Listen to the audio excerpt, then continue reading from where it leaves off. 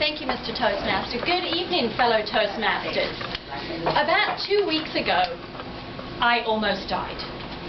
Okay, that's more than just a slight exaggeration, but as I tend towards the dramatic, I felt as though I was going to die.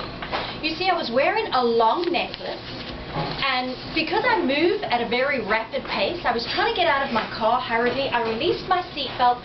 My seatbelt caught my necklace and dragged the necklace into the holder where the seatbelt goes. I thought I was dying.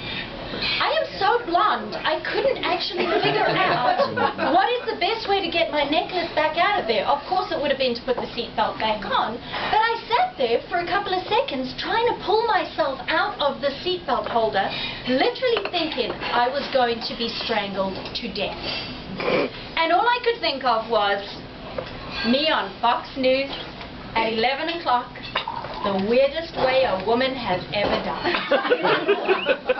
So then I started thinking of some other things that I'm afraid of, and in particular, ways that I am terrified of dying.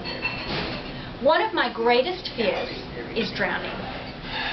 But there's a reason for that. When I was about 2, I had a little bit of a fascination with toilet water. So I would go into the bathroom and play with the toilet water all the time. And eventually my mother said to me, if you do that one more time, I'm going to give you the hiding of your life, which is the South African version of a very stiff spanking. So I solved that problem by going into the toilet and closing the door behind me. Unfortunately, I fell into the toilet with my hand on the flusher and my legs sticking out of the toilet. And because I closed the door, when my mother tried to open the door to come and rescue me, all she did was push my feet, my feet were pushed against the door, and shoved me further into the toilet. I have literally been afraid of drowning ever since. One of my other fears is I'm pretty sure I'm going to get eaten by a shark. I'm pretty convinced that that's the way Louise Hyland is going to go down. But there's a reason for that. You see, when I was younger, I had very evil stepbrothers. Evil stepbrothers. And they tortured me day in and day out in any way they possibly could. I had bloody noses. I was beaten up on a regular basis. They stole my toys. They forced me to play soccer with them so that they could see how hard they could hit a ball against my head, to figure out how hard you could actually get somebody to header a ball back at you. But the worst thing those evil boys ever did to me is one day when I was about 9 years old, they decided to tell me about the birds and the bees. On exactly the same day that they showed me the movie Jaws. One of those things I came to love, but I do hate sharks. I am debilitated with fear in the ocean. If I go swimming in the ocean, which is something I love to do, I have this tactic. I believe that whoever is ahead in the ocean is going to get eaten first. So I always make sure somebody is swimming in front of me. I don't care if it's my kids. Somebody has to be swimming in front of me in order for me to be in the ocean. I am literally terrified of sharks. If I go swimming in my own pool at home, I walk around the pool to check that a shark has not accidentally made his way into my swimming pool. Those are 2 of my huge fears. And recently, I've developed a 3rd terrifying fear. You see, I'm recently single. Woohoo. And I'm just about ready to start dating again. And that is terrifying. I haven't been on a date in 21 years.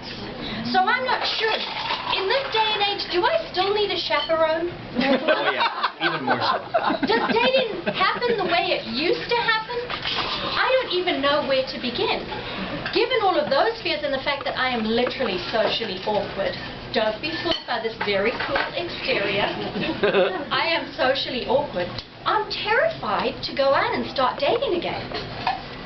But then when this necklace thing happened, I took my fear to the next level and I started thinking, this is what's going to happen. This is my luck.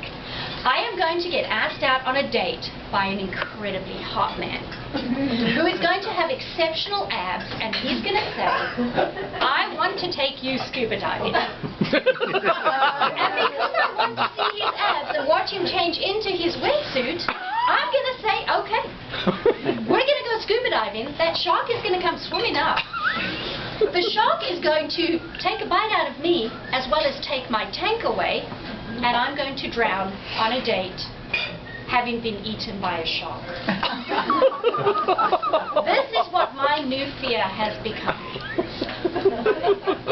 But I tried to calm down because I read something the other day.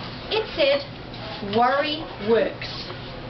At least 80% of the things that you are worried about will never happen. So I figured I should focus on worrying about just one of those things. I'm going to worry about going on a date with a man who scuba dives so that I can get eaten by a shark and drown all at the same time. Because I figured that way I'm covering all of my bases. Everything should get done.